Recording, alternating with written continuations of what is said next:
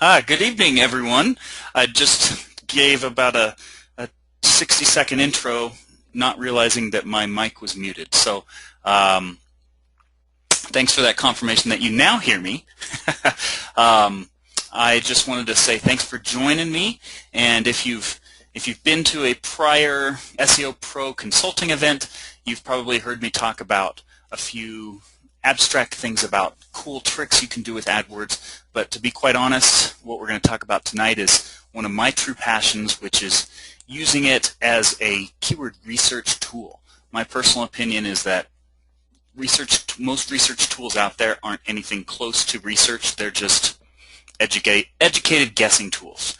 And we're going to talk about how you can use this to learn more about your clients' markets as an SEO consultant, how to learn more about your own market if you're doing SEO for your own website, and just be a lot more efficient at what you do with a lot less work than what most people do when they roll up their sleeves and start doing SEO for a website. So with that said, let's get going.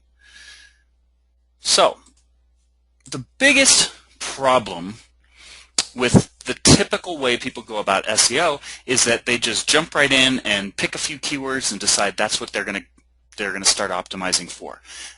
Even if you've done your initial research, those are just, as I've said before, those are educated guessing tools, and they can only tell you about estimated traffic. They tell you nothing about your website's ability to convert that traffic into profitable business. And in my personal opinion, anyone who goes and jumps in and starts doing SEO on a website without doing actual research on the profitability and viability of those keywords is putting the cart before the horse, and they're, quite frankly, working a lot harder than they need to.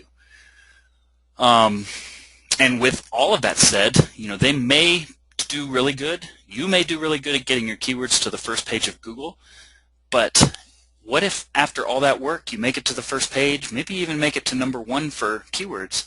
What if they don't convert? Was it worth all of that effort? And what I'd like to talk about tonight is ways to save all of that blood, sweat, and tears and frustration, and sometimes clients' frustration, because they can start to get frustrated if you're not making progress quickly enough, and so on. And I want to share some thoughts I've had, some experiences I've had that can avoid those frustrations for you and for your clients. And by the way, you are welcome to chime in questions. I've got my questions panel opened up. I've got my attendee list opened up.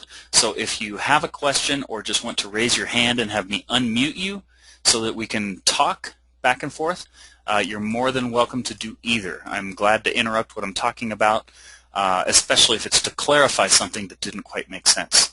So just keep that in mind, and I'll be watching for your questions.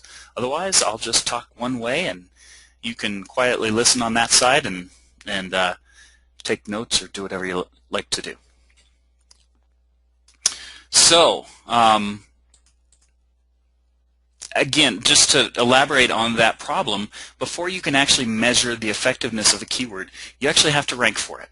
And like we talked about, that takes a lot of work. And in fact, a lot of times, when you take on a new client, they say, we want to rank #1 for this keyword. Well, 9 times out of 10, that's a keyword that's going to be very difficult to obtain, and you're probably going to have rather slow progress. And they'll be calling you every day or every week or every few days and checking in, how we doing, how we doing, how we doing, and it's going to be slow progress, and it's going to be frustrating for you both. My personal opinion, I don't care what the keyword is, I don't care how competitive it is, my opinion is that you should do the opposite of what all your competitors are doing. And even though they say, hey, we want to rank #1 for supplements, that's great. While all of your other competitors are saying, okay, that's great, it's going to be a $10,000 a month budget, we're going to work really, really, really hard for you, and we're going to take you from 150th to 130th next month, and then 110th. Well, that's really slow, really frustrating, and again, you might eventually get to them to the front page, and what if it doesn't convert? You're going to have a really frustrated client on your hands. Why not just say, hey, I understand your concern. Let's just buy that traffic. I don't care what keywords you want. Let's just buy the traffic and see how it does. Their first reaction is, well, we don't want to spend that money. We want the free traffic. And you and I both know that there's no such thing as free traffic. It's going to take work. It's going to take resources. It's going to take article writing. It's going to take link building. And although once you get there, if you stop all work with SEO, then yeah, sure, it's kind of free traffic. But my argument, I'm a bit lazier about things. I'd rather just write a check and verify that it's going to be worth my while once I do rank for that keyword. Because if you have a client that wants to rank for supplements and they're currently not even on the first 5 or 6 pages for that term, it's going to take a long while until you can get them there. Or you can say, tell you what, I absolutely understand that. Let's pick your top 5 or your top 20 or your top 25 keywords and let's drive some traffic at it, starting 15 minutes from right now. All I need is your credit card. And you can, instead of being just a, jump, when they say jump consultant, you can be an advocate for them and actually help them out and say, I've got a hunch that the keyword supplements or mortgages or some wild and crazy keyword that they think is that they're going to make a killing with isn't as valuable as a keyword as you thought. And I think that we might want to take a different strategy. So my argument is just say, let's spend a fraction of what you would spend on SEO, get results by tomorrow or by next week or by next month, instead of waiting before we can even rank for a keyword, before we can even find out if it's a viable keyword. And I can tell you from personal experience, your clients will appreciate you for taking charge. You will take a different role in their minds. You're not just some lackey who they're paying lots of money who's going to do whatever they say to do. You are a trusted advisor who respects their opinion, but is also going to make sure that you take appropriate steps to make sure that you're not just spending lots of their money without a guaranteed return on that investment. So, moral of this story is it does not have to cost anywhere near what you think it can cost. And, oops, what was that? So, basically, here's how most people think of AdWords. And please chime in. Tell me if you can relate to what I'm saying or not. Most people, when they think of AdWords, think of it as this big, expensive, cumbersome, awkward tool that, and maybe they've even tried AdWords and they threw up some keywords, and what ends up happening is about 20% of that traffic comes in through the exact match terms that they bid on. So in other words, whatever keywords you upload, only 20% comes in from those actual keywords. Another 30 to 50% comes through phrase and broad match, which are usually very untargeted terms. And what ends up happening is you spend a lot of money really quick, you don't make any conversions, or you lose 90 cents on the dollar and you give up. And 9 out of 10 people that I talk to have this experience, and they get a very sour taste in their mouth about AdWords, and they quit and they move on, and that's that. And they never look back at AdWords again. And then they go and just work, and try to get free traffic, or they try out Facebook, or they try Yahoo and Bing because maybe that's a better network. And I'm here to say that none of them are better. AdWords is the best R&D tool out there, and it's by far the cheapest R&D tool out there. And by R&D I mean research and development. There's just nothing better than it. So basically, if you've had this experience, if you think of AdWords as something that just spends a lot of your money really quickly, that's because you've taken the wrong approach. And don't feel bad about it. That's what 90% of people do when they get started with AdWords. That's because the default settings that are in your account when you start an AdWords account are completely wrong. They're they're great, and you might get lucky and you might convert at an okay level, but they're completely wrong from an R&D precise measuring tool standpoint. And that's what we're after. We're not after all the traffic we can get. We're after just simply verifying whether or not the keywords that we want to spend all of our time, blood, sweat, and tears optimizing for can actually make us money. That's more important than anything else. I don't care how much traffic a keyword has. If you rank #1 for the word free blue widgets and you sell $50 blue widgets, that ain't going to get you squat, even if you get 100,000 visits a month. And why would you spend all of that time optimizing for the term when you could just buy that traffic and find out by tomorrow whether or not that's a useful keyword? So, the bottom line is there is no need, and this is a very important note that you should write down in your notes and keep in mind for any time you use AdWords. Anytime you use AdWords specifically for keyword research. There is nothing that you need if you're doing keyword research to find out the viability of your keywords for your SEO efforts. You don't need anything other than the search network and exact match terms for your keyword. You do not need phrase match. You do not need broad match. They will just get you more traffic than you want, and it will be less targeted traffic than you want, and you'll just spend money faster than you want and get less accurate results. Bottom line is all of that extra stuff, way too complicated. It's definitely good once you know the system and once you know your metrics, but it's not necessary if all you're doing is keyword research. And that's all we're doing here. We're talking about spending small amounts of money, very small amounts of money, relative to what your clients will end up paying you in the long run for your SEO work. But the bottom line here is the results you can obtain are priceless. So that client who sells, supplements for women, and they've got their special formula that is, the best thing since sliced bread, I guarantee that 9 out of 10 of those clients will come up and say, we want to rank #1 for supplements. Hey, that's great. Let's make a small investment up front, and let's just make sure that you can make sales for that keyword. And while we're at it, let's check supplements for women and supplements for women over 40 and dietary supplements and best dietary supplements and about 2 or 3 dozen other keywords to just see how well all of those keywords are. And you can throw up 50, 100, 1,000 keywords that are all very targeted to they're all also very targeted and probably more targeted than the keyword supplements, and you can find out which ones of those actually make sales. Then you go and cherry pick the ones that make sales, and you will start ranking way faster, way sooner than if you just go gung-ho and try to optimize for the 1 to 5 keywords that your clients want. Because I guarantee the 1 to 5 keywords that they want are going to most likely be the slowest progress possible. And it could take weeks or months before you even start seeing results.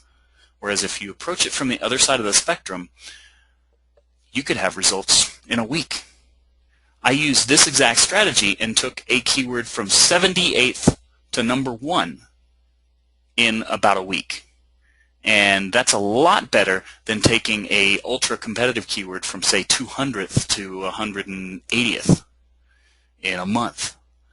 And actually that leads into a personal story. When I first got started with SEO, I had already been online. I had already had my company for several years. I was spending $50,000, $60,000 a month on AdWords traffic. But our organic free traffic was zilch. We were getting nothing in free traffic. And my 78th example was a true story of me. My best ranking keyword was 78th. And I hired an SEO consultant, and we were paying him, I don't remember, $1,000 or $1,500 a month. And he said, well, what keywords do you want to rank for? That was about the extent of the guidance he gave us. And I said, well, we serve the whole Colorado Front Range. Let's go for Colorado real estate. And he said, okay. I'll give you updates every week. And sure enough, every week, you know, like when we started out, we were ranking, I'm serious, it was like 150th or 200th or something ridiculously high. In other words, we were getting 0 search results or 0 traffic because people just simply weren't digging to the 20th page of Google to find a realtor in the state of Colorado. We had about 199 realtors ahead of us. So sure enough, he gave us updates every week, and you know, maybe we went from 200th to 195th, and then 192nd, 190th. You know, and I'd check in, and I kind of said, "Hey, this is great. We'll make the first page by 18 months from now. How are things going?" And he just kept kind of responding with the same thing. Well, we're link building, and these things take time, and you just have to be patient. And you know, I didn't have $15,000 to invest over the course of the next 10 or 12 months on the off chance that he'll eventually get us to the first page. And then I found I started doing my own research, and I found out ways to do things, and I learned that I had all of the metrics I needed right under my nose. So I kind of did a split test, and I actually took a different website of ours, and I did SEO on that site while he did SEO on our primary website. So my other website was actually ranking worse overall than our primary website, which was no surprise. We didn't put as much energy into our secondary website. But within a month, after just learning some basics and learning how to look through the tons and tons of data that I had right under my nose from the AdWords traffic that I was already buying, I was able to identify my best converting keywords. I identified my short tail keywords, and I identified my long tail keywords. So, being the lazy person that I am, I decided, well, I don't want it to. I'll let him keep trying to optimize for the competitive keywords, but I'm just going to go after these long tail keywords that have gotten us handfuls of leads every month, and there doesn't appear to be any competition because they're small towns, and everybody's going after like Denver real estate and Colorado real estate and all the big sexy keywords that get lots and lots and lots of traffic and also have lots and lots and lots of competitors. So what I did was I took a long tail keyword in a smaller town that had like 2,500 residents and took it from 78th to number 1 in a week. So, and I just think that's so powerful. If you take on a new client and they say, I want to rank number 1 for Colorado real estate, I'm saying don't do what that first SEO consultant I ended up firing did, because you're going to be the same as everybody else, and you're going to get slow and boring results. You know, I'd love to say that you're going to find the biggest secret in the world and get, you know, the keyword supplements to number 1 by next week, but let's face it, that's not going to happen. You do have to work at SEO to make it work. So why not take something that you can get results on by next week or next month? And sure, it doesn't have a lot of traffic, but the other good news is that it's way better traffic. You could do more with 10 long tail targeted terms than 100 or 200 short tail competitive terms. That's the definition of the long tail. And if you haven't read that book, go and read The Long Tail. It's a very, very powerful book. It's so powerful I don't remember the author's name offhand. Maybe if someone could type that in, but it's definitely worth the read. So that's just kind of a personal story about how I got into the world of SEO pretty much by mistake, by just simply looking at the data that was right there under my nose from the AdWords traffic that I had already been buying for years. And that's how I kind of built that, well, that and a lot of great mentoring from some great minds that I found at various conferences that I've attended, is how I developed this philosophy that I still have today when I do any consulting, whether it's SEO or for AdWords traffic. So basically, when we're doing AdWords for keyword research, I want to talk about why, you know, those great quote-unquote keyword research tools aren't so great. The bottom line is they all have inaccurate results, including Google's own keyword research tool. I have done tests where I will go and buy the exact match terms that they say have 50,000 searches, and in some cases I'll only get 20,000 searches in a month.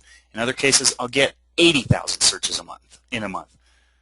The biggest thing there is that you're only guessing when you're guessing on keyword search volumes. But more importantly, there is zero value in knowing what how much keyword volume there is if you don't know how well that keyword is going to convert. I can tell you that I would rather do optimization for a keyword that only gets 1,000 searches a month but is a longer tail, more targeted term than just jump in at a keyword like, say, supplements or Colorado real estate, even if it's getting a couple 100,000 searches a month, because I just don't know what my ability is to convert that keyword. If I can convert it, great, but I need to know how well I can convert it and how much a visitor for that keyword is worth to me before I'm going to put my heart and soul into optimizing for that keyword. So the bottom line is all of those tools out there, they're great for doing initial keyword estimations, but I hesitate to call them keyword research tools. They're just initial guesswork for what, in my opinion, you should be doing as real keyword research, and that's just buying the darn traffic. Christy, great question. How did I identify my long-tail keywords? You know, it's interesting. I basically stumbled into it in the fact that I just went after. I learned how to rank or you know, find out the rankings of all the keywords that I was trying to rank for, and I'll actually show you how to go and just generate tons and tons of keywords. And I took, I don't know, 800 or 1,000 keywords that we were actually targeting, because we're a pretty decent sized company. We target 216 cities, and back then maybe we were only targeting 30 or 40 cities, but we have agents all around the Colorado area, and you know, so basically what I did was I loaded keywords for all of those cities into my research tool, and you can do that. You can still do that to this day with Market Samurai, which is a free tool that you get through StomperNet. And there are various other research tools. And all I did was I loaded all my keywords up. And what I found out was that keyword in particular was 78th for, and that was my best ranking keyword. So all I did was I said, well, if that's my best ranking keyword, it's my most likely one to be able to increase rankings. And it just so happened that it was my best ranking keyword because it wasn't all that competitive of a keyword. But when people were searching for that city, they definitely wanted to live there. Because if you think about it, like if someone's searching for Colorado real estate, they don't necessarily know what they want. If they search for Denver real estate, they probably have a better idea, but they still probably just got a job interview and they're just kind of kicking the tires.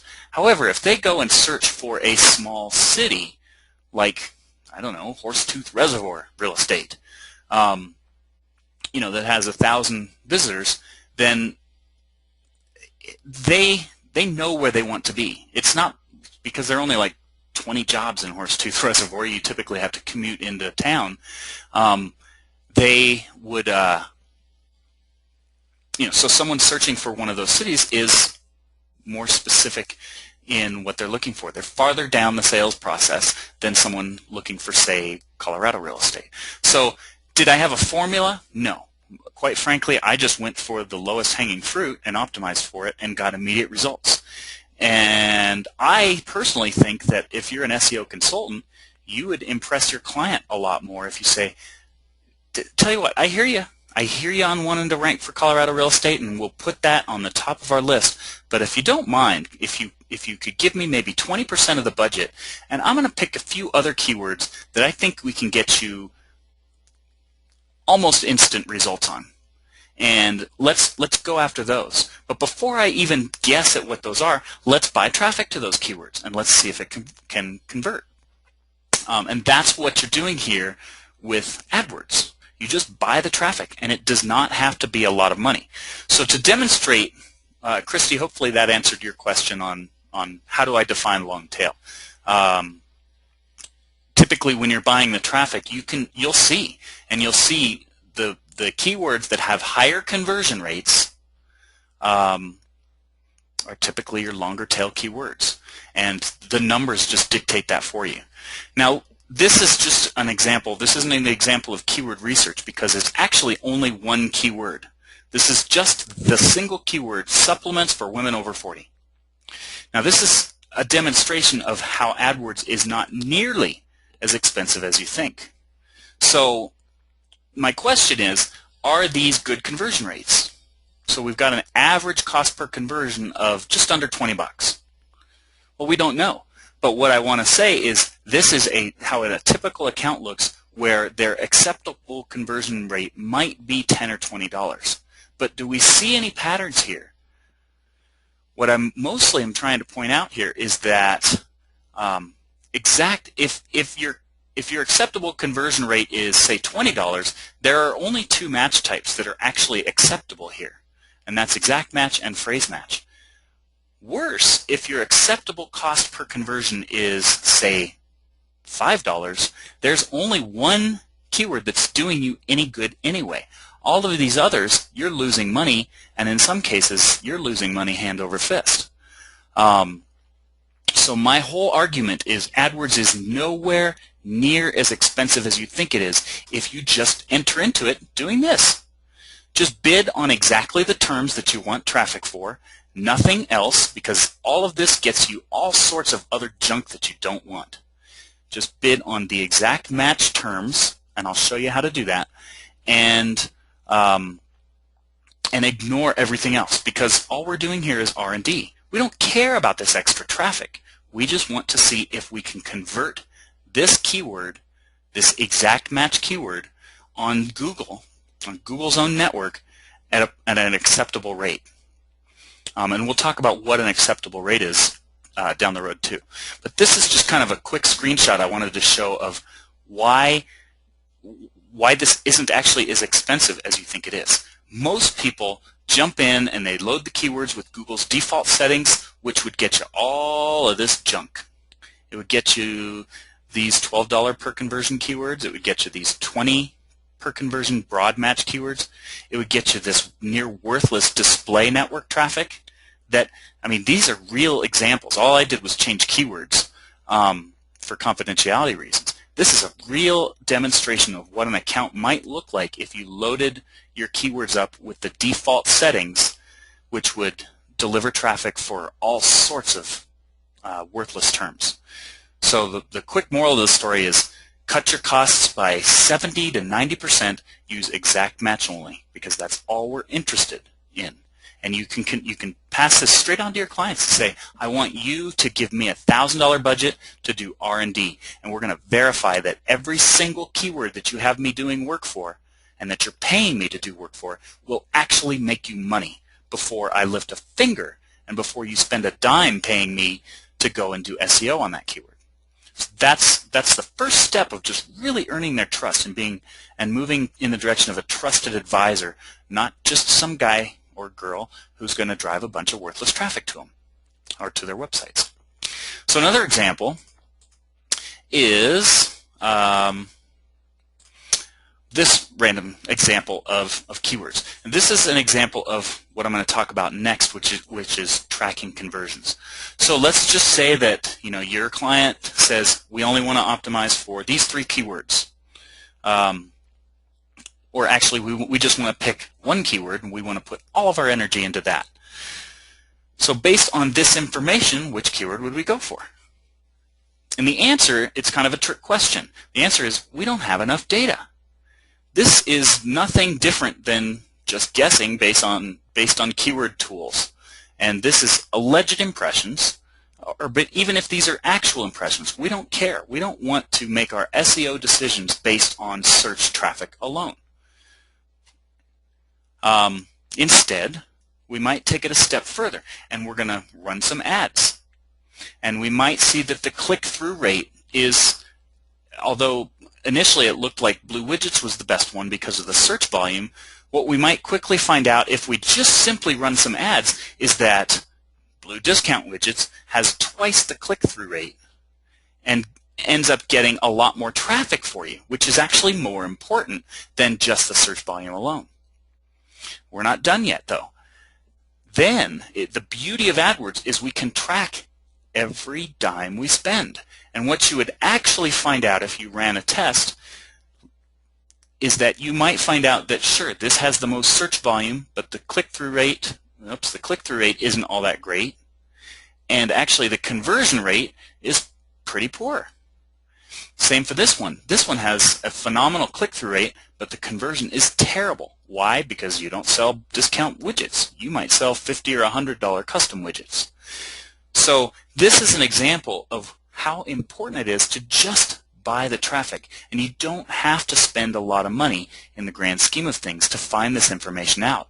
But what this does tell you is that your client, who everyone else under the sun says, sure, we can rank you for blue widgets. We'll have you there within 6 months from now.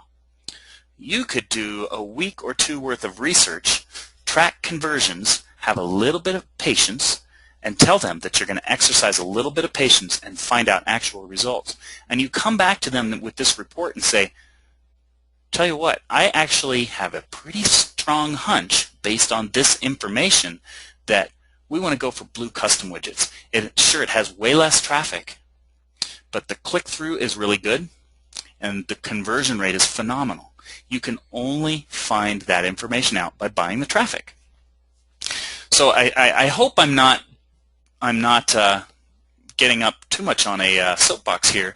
Feel free to chime in. Let me know your thoughts. Let me know how I'm doing so far. If you've got questions, I want to kind of stop and answer those before I keep moving on. But I just can't tell you how important this is. And this, I mean, sure, you may be able to ink that deal a lot quicker if you just say, sure, let's get going. We need to get going as soon as possible on blue widgets. If you just exercise a little bit of patience and act as an advisor versus just a contractor who's going to try to help them as soon as possible regardless of the results that happen, you'll have a lot better results in the long run.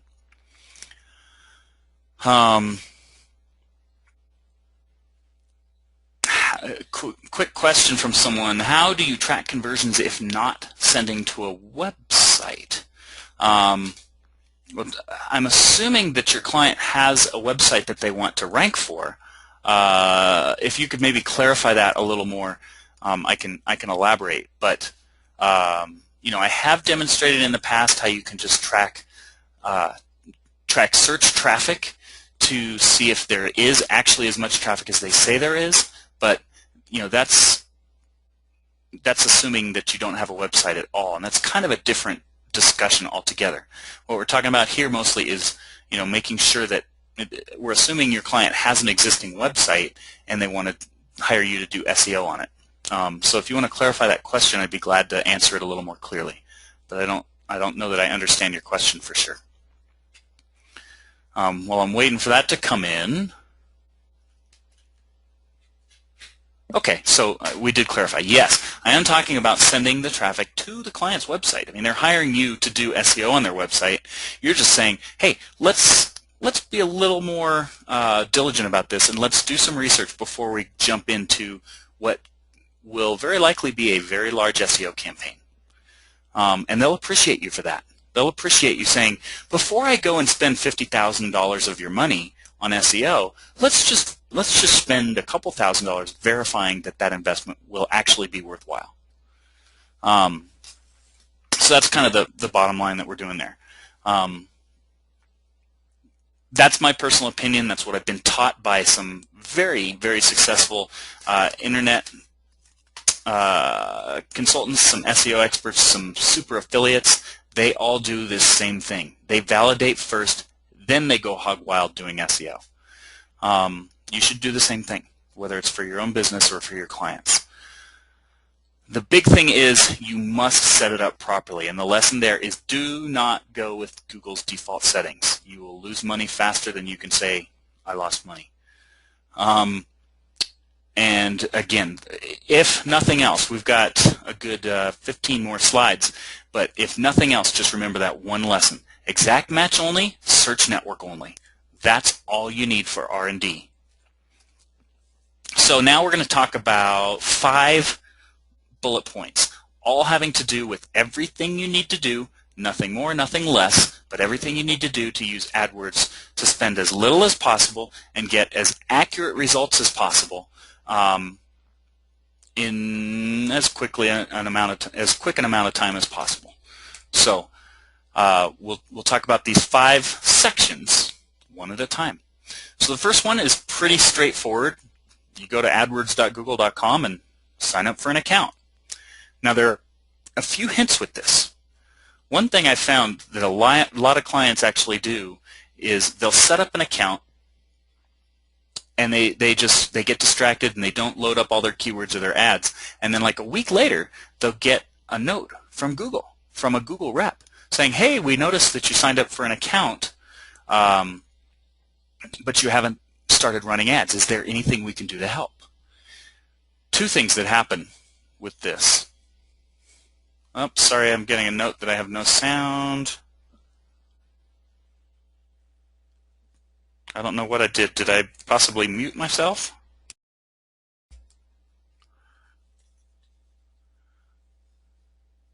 I don't look muted. Do you hear me? Okay.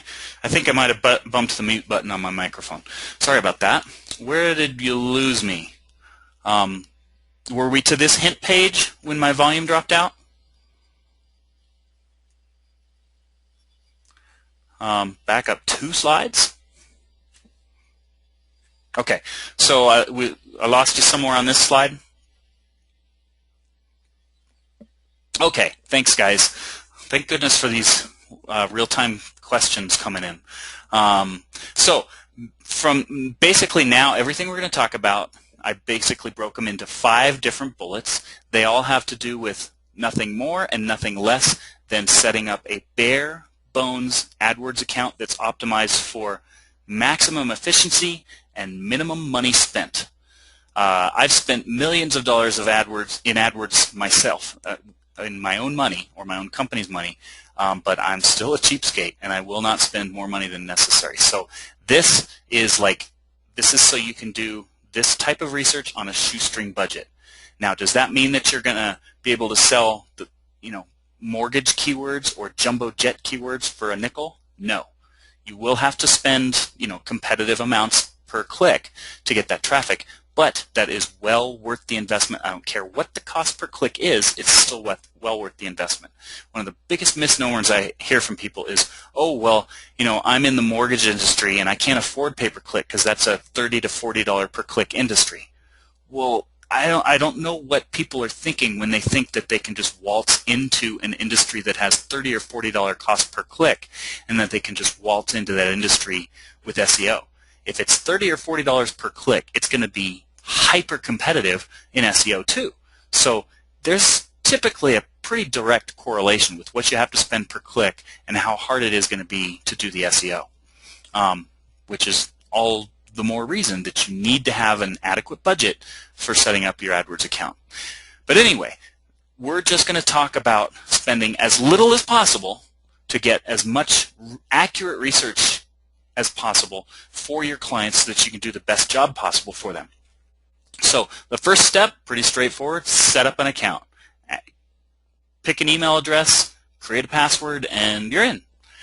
Now a couple hints before you do that is, and I learned this just recently, Google is actually getting very aggressive. They've gone back and forth on whether or not they're assigning reps and so on, and it's still kind of a random thing. However, what we have recently found out from a few clients is that if you go and establish an account, set it up, sign up for a username and a password, but don't don't enter a credit card yet, and don't enter keywords, and don't activate your campaigns yet. And what we've been finding is that 5 to 7 days after that account gets set up, if you don't have activity, Google will actually contact you. They will either have I'm sure they just have an automated email that gets kicked out, but it comes from them. It offers you a rep. They offer to set up your account, and it's a great way of, one, getting a rep who can help you when you have questions, which is invaluable, and two, sometimes they'll offer you a credit and say, can we offer you an incentive to get started? Here's a $100 coupon. We've heard reports from clients who have gotten as much as $300 coupons to advertise with AdWords. So that's just one quick tip for you. Another quick tip is when they set up your account, disable everything except exact match terms in the search network. Remember, they're going to set up your account with their best practices in mind, and those are quite different from my best practices. Remember, you don't want display network traffic, you don't want broad match traffic, you don't want phrase match traffic. Real quick survey, if you guys could chime in with a question, just a quick yes or no. Does everybody here understand the difference between broad match, phrase match, and exact match? I'm not going to have a visual to explain it for you, but I can quickly explain it if needed. Yes, yes, yes, yes, sort of. Okay, good. We're good there. And for the person who said sort of, that's okay. Don't worry about it. All you need is exact match, and I'll show you how to do that. Just trust me that broad phrase and display network is more expensive most of the time, but definitely more expensive from a research standpoint. So the next thing, and more important thing than even setting up your account, is setting up conversion tracking. If you don't have conversion tracking, it ain't worthwhile. Don't do AdWords. It's not much different than doing SEO. This is absolutely positively critical. It's pretty easy to do, but I'm surprised at the amount of people that don't actually do this. And not tracking conversions is like shooting in the dark. Worse, it's like, taking your family member and putting an apple on their head and telling them to walk 100 yards away and shooting in the dark. Don't do it. Always track conversions. There are always things you can do to find out, to measure whether the traffic you're sending is converting into real traffic.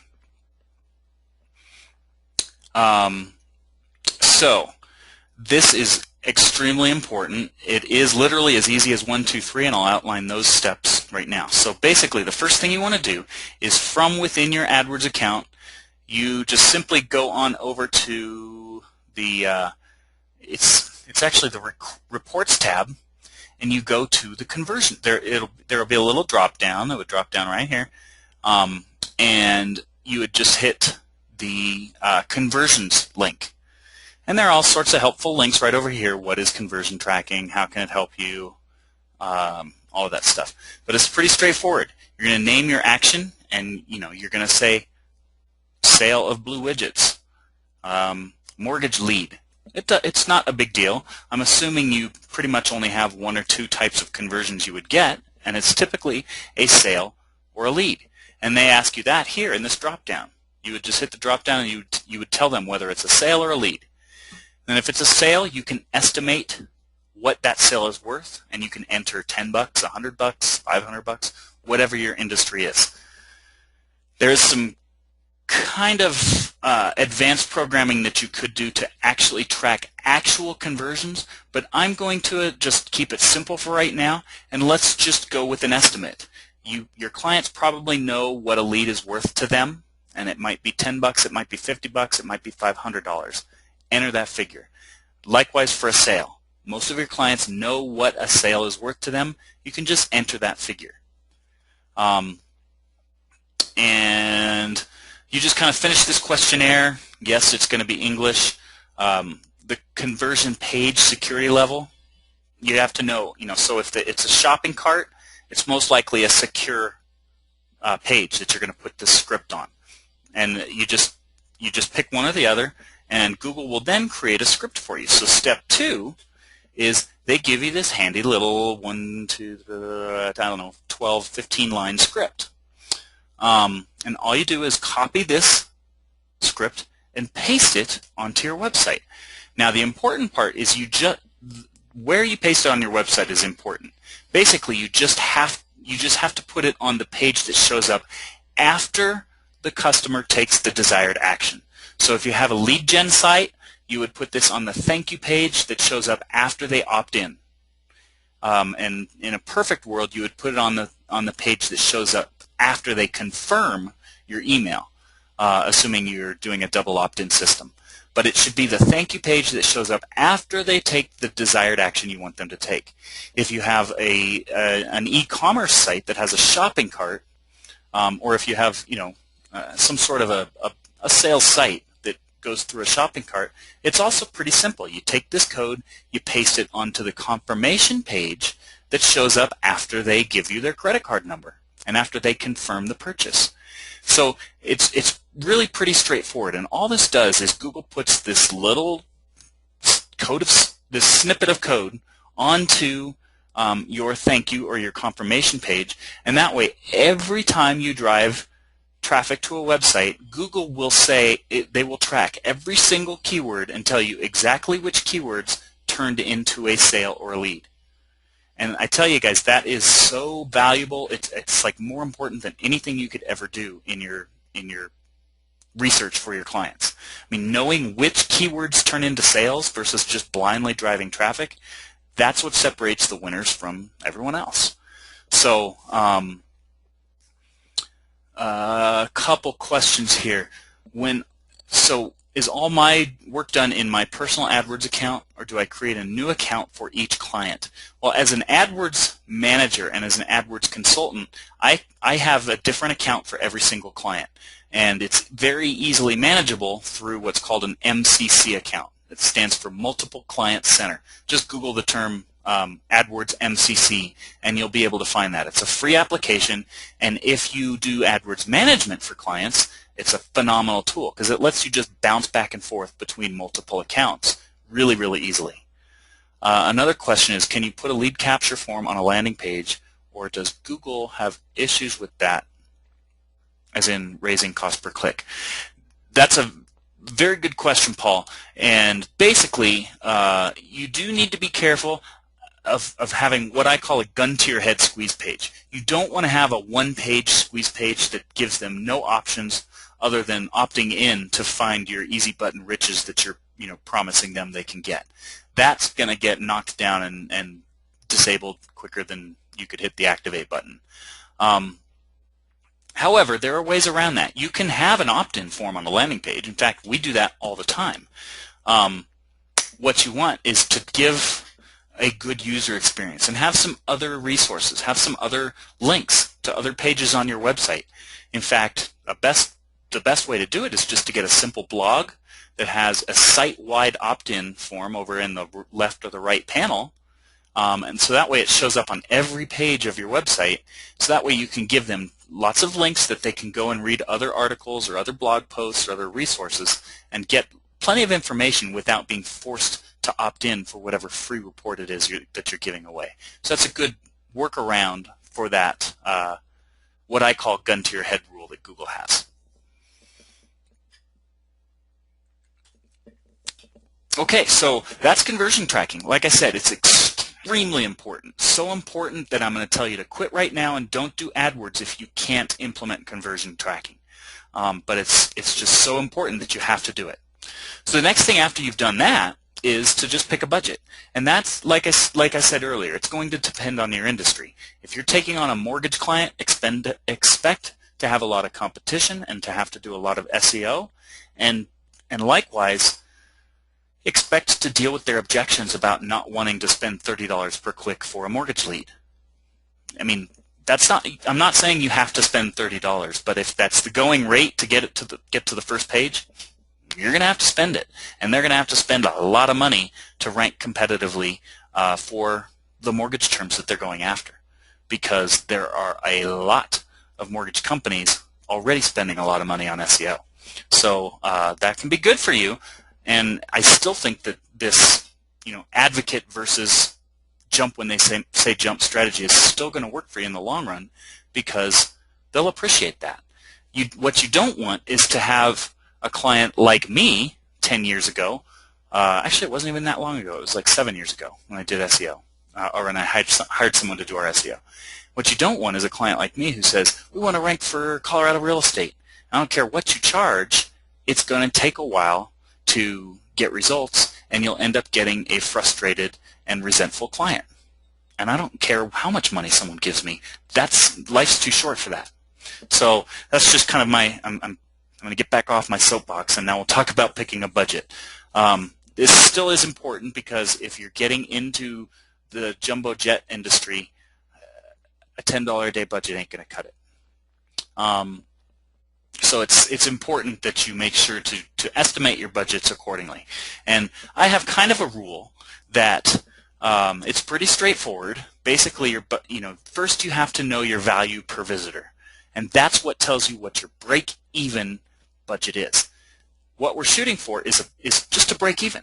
We don't necessarily worry about making a profit, because remember, we're doing research and development, and breaking even to do research is phenomenal. There are companies that spend millions of dollars on research without without expecting a return on that investment initially at all. So even if you just have a goal of breaking even for this research phase, that's fine. So to establish your value per visitor, all you actually have to do is just take your average profit, let's say that's $100, and divide that or multiply that by your average conversion rate. So if your average profit is $100 and your average conversion rate is 1%, well, then your value per visitor is $1. Well, that's pretty straightforward. So the most you should spend on a cost in a cost per visitor is $1. And if your conversion rate is 1%, then theoretically you should break even for every 100 visitors you get. Now, statistics don't work that way, so I have a 5 times rule. I want to basically drive enough traffic to have had 5 conversions. And if I don't get a single sale after, so for example, if I'm in a market where I can expect a 1% conversion rate, if I don't get a single sale after 500 visits, then I know I have a problem. But just because you have a 1% conversion rate, that does not mean that you will make 1 sale for every 100 visitors. It's statistically possible to get 495 visits and not a single sale, and then have 5 visits in a row. It's rare, but it will happen. So kind of keep that rule in mind. And these are just a few benchmarks that you might want to write down. Have a budget, so determine your value per visitor. And in this case, we've decided that if my client makes $100 per sale, remember that's profit, not revenue. But if they make $100 per sale, then they hold on, I'm getting Skype messaged like crazy from someone I want to verify. There's nothing that's urgent. Okay, I'm okay. Sorry for those chirps if they're coming across for you guys. But anyway, you want to enter into this with a realistic expectation. Like I said, if you're selling jumbo jets, you're going to need bigger than a $1,000 budget, because your average visitor is probably going to cost you $50, and you're probably going to need 500 to 1,000 visits. So you're going to need a $5,000 budget. But that's okay, because you're selling jumbo jets, and they probably have $1 million budget. But for whatever the case, if you're selling golf clubs and your average their average profit is $100, their average conversion rate is 1%, your value per visitor $1, average conversion rate is 1%, so our testing budget should be at least $500. Not a big deal. That's not a lot of money in the grand scheme of things. So I want you to kind of keep these percentages in mind and just write these down. And when you're talking with your clients, kind of have that consultative approach and pick their brains. Talk about what their visitor value is. Ask them what their average close rate is. Ask them what they make per sale, and then come up with a testing budget that you propose to them and say, with your permission, I'd like to use X amount as a testing budget before we go hog wild doing SEO, because I really want to verify that these keywords are as valuable as we think they are before we start spending money on it, or before we start doing SEO to drive quote-unquote free traffic at it. I'd rather just buy the traffic and start getting results tomorrow.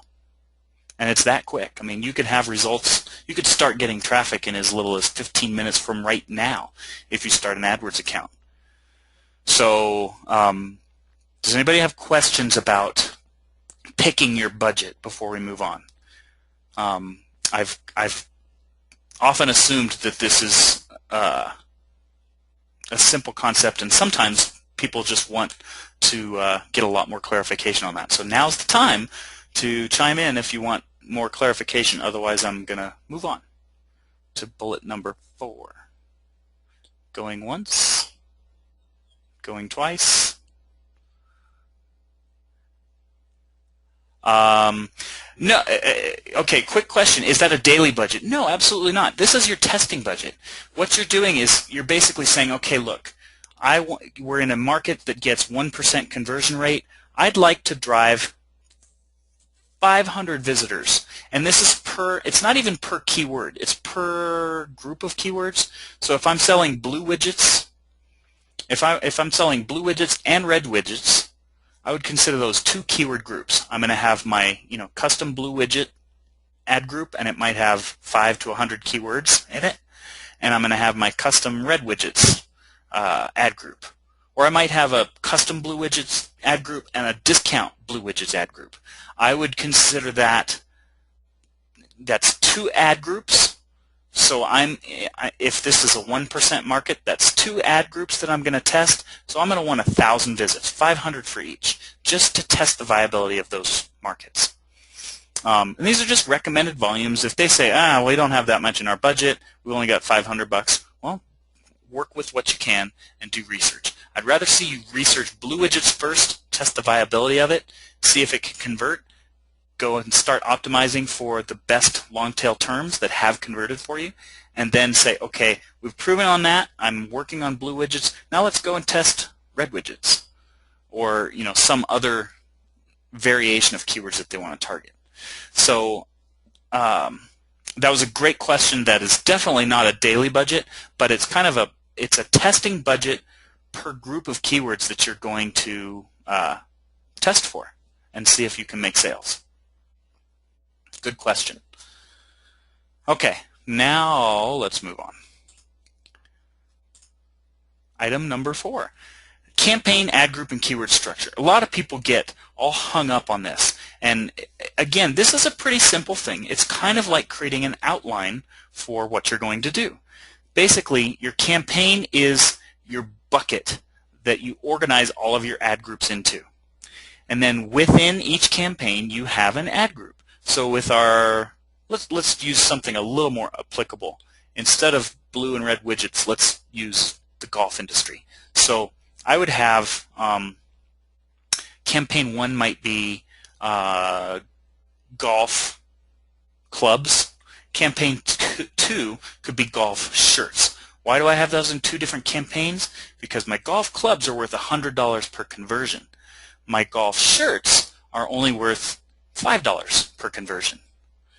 So I want to keep those in different campaigns because I'm going to be making entirely different bids on those 2 different sets of keywords. And then up here in my golf clubs campaign, I would have maybe ping, and then, I don't know, Wilson, and various other categories of golf clubs. And then within each ad group, I would have buckets of keywords. I would have anywhere between 5 and 1,000 keywords. As long as they're closely related to whatever ad group it is, I can put up to 2,000 keywords per ad group. So we have a campaign, which is kind of your Roman numeral 1, your ad group, which is capital letter A, and then keywords would be regular number 1. And you would have 1 to 2,000 keywords per ad group. And then wash, rinse, and repeat for each ad group. The important thing is just kind of organize your campaigns I really recommend that you organize them not only by separating like golf clubs from golf shirts, but also separate values. If you have a wide variety of values of keywords, because ping golf clubs is going to be worth a lot more money than ping golf socks. And you're going to be bidding entirely differently. So just keep that in mind when you set up your campaigns, and you should be pretty good to go. So I actually did flesh that out using widgets, just so you have a visual. So this would be my campaign name. I would have red widgets. Now then I would have an ad group of custom red widgets, and I might have a different ad group of discount red widgets, and I would have a bunch of varied keywords that are all closely related. Notice that all of these are very closely related to my ad group. That's the important part, because this is a group of keywords that I'm going to test. So I would allocate, if these red widgets, if I have let's say I have a value per visitor of 10 cents and a conversion rate of 1%, well then I have a testing budget of not $500 but $50. I would allocate $50 to this ad group. I would allocate another $50 to this ad group. That way I know I'm going to get 500 visitors, roughly 500 visitors, before I make a decision on whether this is a worthwhile set of keywords for me.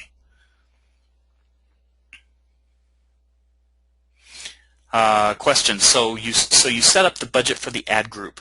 Yeah, when I'm recommending a testing budget, you should do a testing budget per ad group that you're going to test. That way, it's also going to help keep your clients in check. Oh, instead of having them go, oh, well, we want to rank for these 100 keywords. Okay, that's going to be 10 groups of keywords. That means I'm going to need not $500 testing budget. I'm going to need $5,000. Then all of a sudden they make your job easier, because they go, oh, okay, well, how about we just test these 20 keywords? So you get to keep them in check by taking this approach too, because sometimes it can get tough. A lot of clients might just be ready to jump right in and say, okay, we're going to optimize for 100 keywords, and that's going to slow your progress down a lot.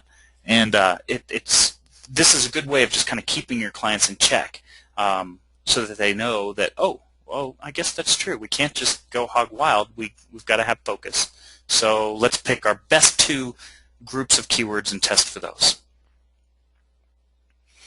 And again, this isn't a hard and fast rule. These are recommendations that you're going to need to have a little bit of wiggle room in, plus or minus, depending on your clients' budgets or your budgets, and how competitive the keywords are, and more importantly, what the conversion rates are. But just keep kind of those rules in mind, those percentages that I outlined before. If you're in a market with 1%, yeah, you want 500. You want to test. You want to drive 500 people to your website before you can make a determination about how profitable those keywords are. If you're doing lead gen for someone and their conversion rate is 20%, great. The higher your conversion rate, the less visits you need. That's just the way statistics work. So you still would want enough traffic to generate what should be 5 conversions. But if you're converting at 20%, that actually only takes 25 visits. That way, if you get 25 visits and you know that you should be converting at 20%, you don't have any conversions, you know something's wrong. So write these numbers down, keep them kind of in a journal for future reference. And that wraps us up for testing budgets. Any last minute questions before we move on to the final part of just actually adding keywords and doing permutations?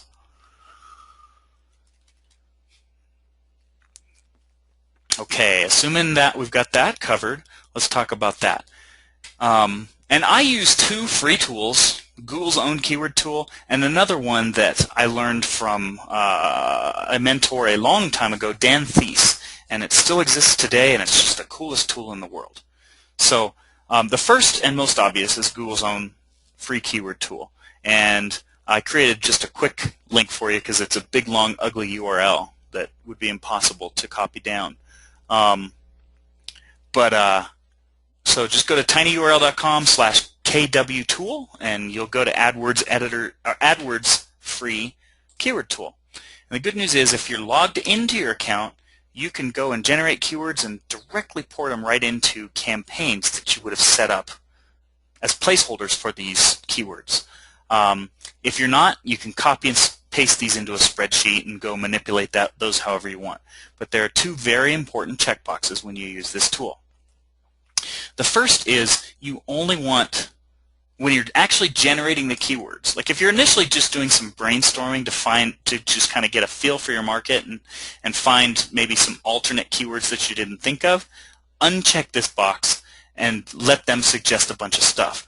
But once you get to the point of creating keyword groups, remember our custom red widgets keywords versus discount red widgets, in my opinion, those are two different keywords because custom is a lot different than discount. So those should be two different ad groups that should be monitored separately, and each should have its own testing budget.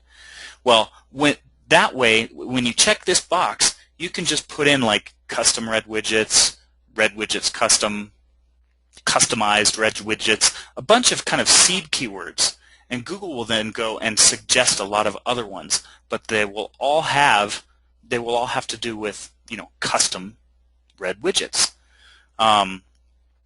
So that's what checking this box does, is it narrows the keywords that you generate to just ones that are very closely related to the seed keywords that you put in. Don't do this example here. I mean, you want to get more targeted than this. You don't want to have one ad group of supplements and throw all of this stuff out there. Notice all of this stuff that is very different. I mean, discount supplements, bodybuilding supplements, weight loss supplements, those are each ad group categories of their own. So that's just item number one. Make sure this is checked and go for medium to long tail phrases, and then kind of take those and import them into your account. Item number two is uncheck their default option of broad match and check the exact match option. That way they'll put these nice handy little brackets in there that tells Google, I don't want any keywords other than these that you just generated. Don't give me discount supplements that are offered for free. Mary's stupid discount supplements. I don't know. I mean, what happens is when you do broad match is they get, quite frankly, somewhat reckless with substituting keywords that they think are relevant. That's where you start to burn up your budget. So this is a really important one to make sure that you are only driving exact match traffic. And that's how you keep your expenses as low as possible and get results that are as accurate as possible. Now, if this isn't enough, like in some cases you might only generate 3 to 5 keywords, and you want to go and test a bunch of other permutations. Another tool that I use, and this is an optional kind of extra credit tool, but it's pretty cool, is Aaron Wall's keyword permutation tool. And I've got the link up here. Quite frankly, all you need to do is go to just go to Google and type in keyword permutation tool, and it'll be the #1 result because it's a really popular tool, and he ranks #1 for that. But oops. So what this tool does is it generates literally limitless permutations of your keyword. So actually, I have a I've got it loaded up so we can do kind of a live demo here for you.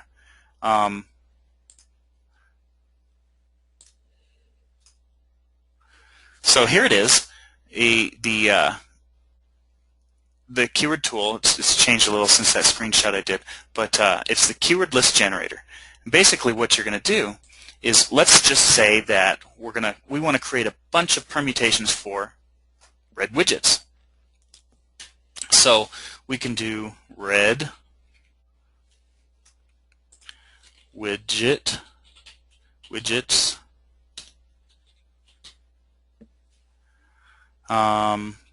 And actually, I'm gonna add another modifier. So I'm gonna move this down, and I'm going to do custom discount. I don't know, free cheap, customized. You get the idea. As you can see, you can start to get pretty high volumes of keywords pretty quick. Because what I'm going to do is take all these, combine this, with this, and let's add another one. So we have custom red widgets online.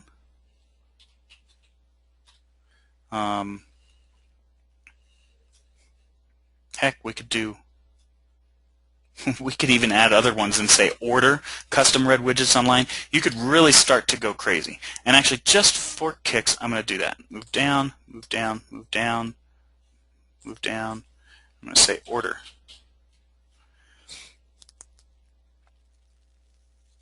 There we go. So now I'm going to say, give me exact match results only, generate. And this just generated a ton of permutations that I can just go and copy and paste into the AdWords account that I already created. So this is where you can test a large set of very, very tightly knit keywords. Notice that these all have to do with red widgets. Granted, I might separate custom from discount, but this was for the sake of demonstration. Hopefully you guys get the idea. So that's free tool number 2 that you can use to just add keywords into each ad group so that you can test those keywords. Basically, I just realized that I added a 6th section, and that's setting up multiple ads. This is also very important, especially for SEO reasons, because a lot of times when we write our title tags and our meta descriptions, we write what we think is best from an SEO standpoint, but it might not be best from a conversion standpoint. So while we're driving traffic, we also want to test multiple ads. And basically what you want to do when you do that is just add, and this is a recent development that makes it really, really easy. So you're going to add 2 to 5 different ads per ad group, and you're going to set your options. Google has a handy little setting in the campaign settings that says optimize for conversions. And what that means is at Google, you can write 2, 5, 10 different ads. And eventually, once you have enough conversions, Google will track the best performing ad for you. And that's huge. Like, that can help a lot with your SEO. So you're doing SEO to get their website to rank number 1 eventually. But in addition, why not also do research to find out what headline gets the best click-through rate? And also do research to find out what description gets the best click-through rate. So that's what you're doing by testing multiple ads. So when you find a winning ad, you go and then change your title tags and you change your meta descriptions on your clients' websites, and you'll get better click-through rates. And that way you can get more traffic out of the same ranking versus having to go and find a new keyword to rank for. So that's a really, really powerful 6th step that I added and put in there last minute. So after you've taken all of those steps, this is just kind of a quick and dirty example of what you might start to see down the road. So eventually you'll start to see, like, let's just say that your hypothetical blue widget client who told you that they want to rank number 1 for blue widgets. And you say, okay, well, let's test for that keyword. But while we're at it, let's test for all of these other keywords too. And you'll eventually start to get clicks coming through. You'll start to see cost. You'll start to see what average position they are. That's going to give you an indicator of how competitive those various keywords are. So just at a glance, you can start to see, oh, wow, well, that's a really competitive keyword. It's expensive, and it's only ranking number 7. And look, it didn't get a lot of conversions. That cost me nearly $100 per conversion. All these other ones, discount, custom, yeah, this discount got me also a lot of clicks, but no conversions. Why? Well, because they're looking for discount widgets, and your widgets cost $100. But hey, look at this, blue custom widgets. It doesn't get a lot of search. It only gets half of this one that they want to rank for, but it's a lot cheaper. It's a lot less competitive, which probably is a good indicator that's a long tail term. And hey, that got a lot of conversions. And again, this is a hypothetical example. I can't ever show my client's actual data. But what you would see is that, wow, it's a cheap cost per conversion. It's a pretty low competition. This is going to be one that's going to be easy to rank for. So while your client initially said, we want to rank #1 for blue widgets, that might take you 3, 6, 8 months to do. Blue custom widgets you could probably do by next month. And you could start to get them a lot of conversions. So that's what you start to see once you load up your keywords. And remember, you loaded them up as exact match only, so you know that this was the exact term that they typed in, and that generated 20 sales for you. And hey, they're $100 widgets, so that's $2,000 that you generated in sales for your clients. So again, you have to plug in your own numbers and your own scenarios. But just by simply sorting by conversions and average position, you can just instinctually get a feel for what the easiest to rank for keywords will be, and more importantly, what keywords are going to generate the most sales for your clients. Oh man, thanks for that feedback. I forgot I have 3 monitors, and I'm sitting here talking away with a slide that isn't showing. So here we go. Here we go. I'm going to have to start over. So here is an example of what you would see after you load your keywords, after you're testing your ads, and after you're testing all of those exact match keywords in the Google network. You would start to see that, you'd see how many actual clicks you got. You would actually see how many impressions you got, which is an indicator of exactly how many searches there are per month. Not an estimate, an actual number.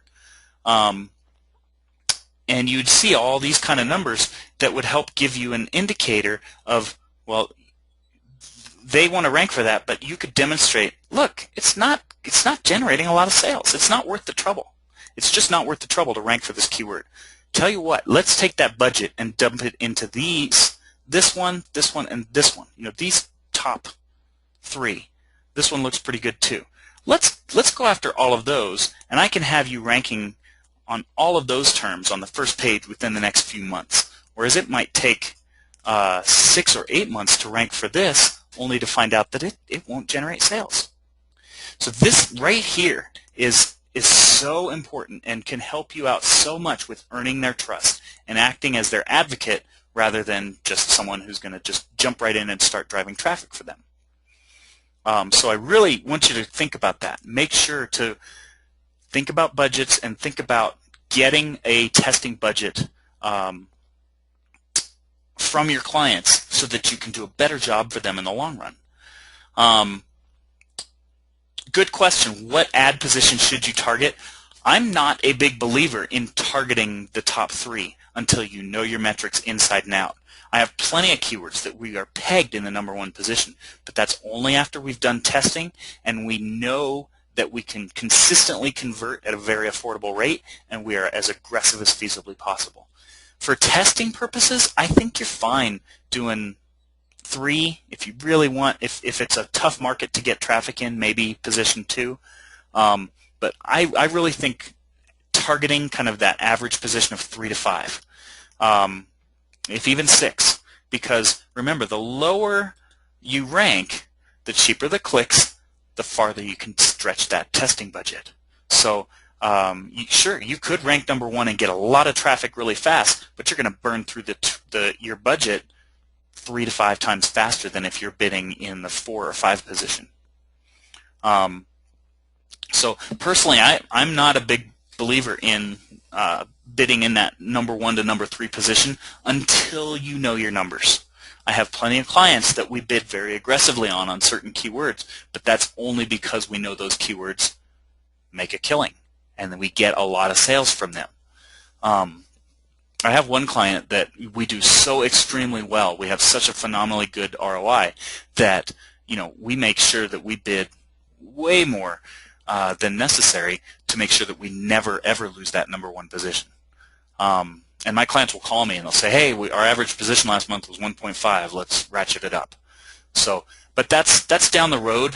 That's, once you know your metrics and if you decide to continue with AdWords. My whole point with this presentation, though, is AdWords is not for traffic.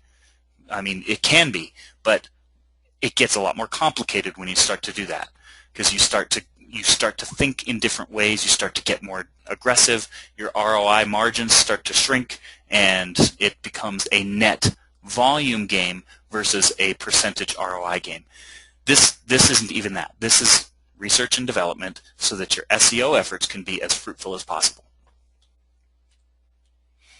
But good question on what position to target. So, a final thought. This is, and I'm being redundant here, this is not about getting sales for them, or getting a lot of sales. This is not about generating traffic for the sake of generating traffic. It's about getting data that you can use and directly apply it into your SEO efforts. And then if you're a member of Newbie PPC, you've probably heard me and Howie talk about all of the other things that you can do in terms of leverage. But again, we're just sitting here talking about what you can learn for SEO from an R&D standpoint. And it's worth its weight in gold. I don't care what you have to spend per click. Your clients can eventually spend that one way or another in SEO. And you may as well spend it up front to verify that they can actually convert that traffic into sales. So that's kind of the final thought I want to leave you with. And then one other thing too is we talked about this a little bit before, and this is the mindset you need to go into when you consult with your clients. Just because the average spend might be $2 per click, CPC stands for cost per click, and the average instant return might only be $1. So in other words, you're losing 50 cents on the dollar. Does that mean it's a failure? And my argument is absolutely not, because there are still a lot of other things you have to decide. Just because you lost 50 cents on the dollar on this, remember, this is research and development. That's still cheap. The reason Sesame Street was a very, very successful TV show was because they spent obscene amounts of money on not just every episode, but every skit. They had focus groups, and they paid and bribed kids to come in and sit and watch their episodes, and they would have like distractions going on, and anytime those kids got distracted by something other than the episode, they'd scrap that episode or scrap that skit. And they only ran skits that kept the majority of kids' attention. That's R&D, and that's expensive. Losing 50 cents on the dollar on a $500 or $1,000 testing budget, that's nothing. So, the question is, if you do lose 50 cents on the dollar, is that a green light for you? Could you get organic traffic and have that average cost less than 50% of what it's costing you on pay-per-click? And if so, then sure, you can go ahead with your SEO efforts. If not, well then, good thing you found this out early, because you would have wasted a lot of time and money on a keyword that isn't profitable. The more important thing is, can you find other keywords that you didn't think of? And that's where that keyword permutation tool comes into play. That's where looking at your analytics comes into play. And then even more importantly is, I guarantee there are going to be easier to rank for keywords that your clients are going to be going, that's not worth our time. Well, sure it is. If you can build like 20 links to a page so that you rank for a long tail keyword, that's worth your time. It's well worth your time. And trust me, 10 long tail keywords are worth 100 or 200 non-targeted,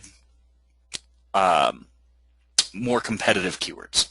Because by definition, long tail means that your buyers are farther along in the sales cycle, so they're more likely to become leads for you or sales for you. Oops, and I got ahead of myself there. The bottom line, the moral of the story is that you want to, you don't want to just jump when your client says jump. You want to be a trusted advisor. And sure, you might get a quick buck and you might land a quick deal if you can quickly talk them into being your SEO consultant for ranking for the keyword supplements.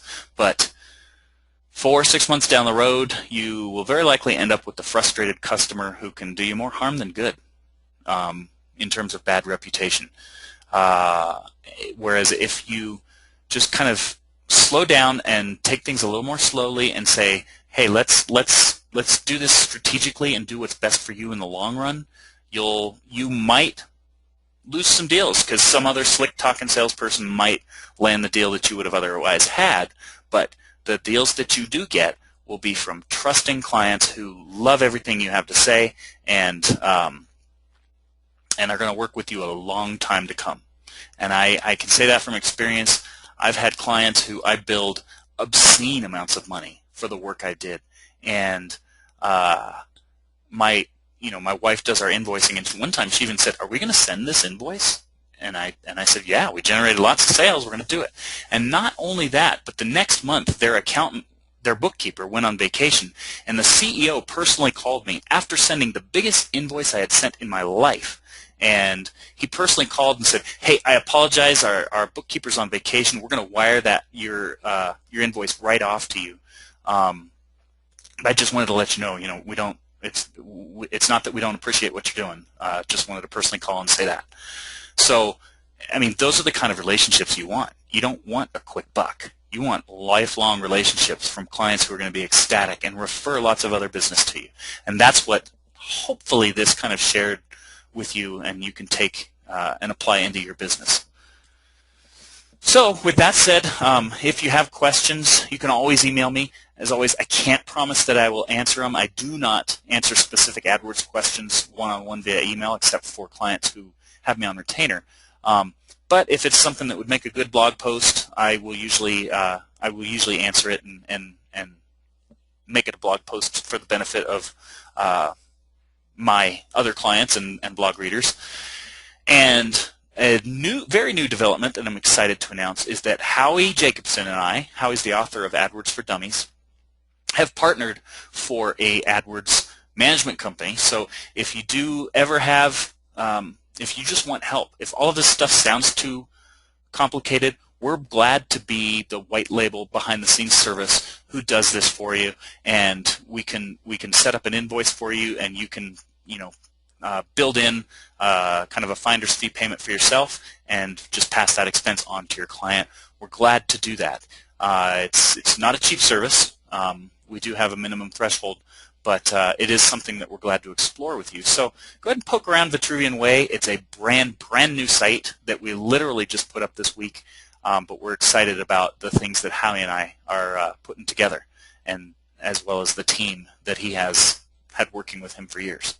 So feel free to contact me either of those ways through my existing consulting website or through Vitruvian Way, which is our new website that expresses Howie's and my mission combined with all of the different cool things you can do with AdWords. So if you have any other questions, ask them now. Otherwise, I have to apologize. I rambled on for 90 minutes, and I hoped on just having it a 60-minute session for you. So thanks for sticking around. I'm flattered and honored. And if you have any thoughts, questions, feedback, feel free to chime in now. Otherwise, I will sign off for the night and say thank you for joining me.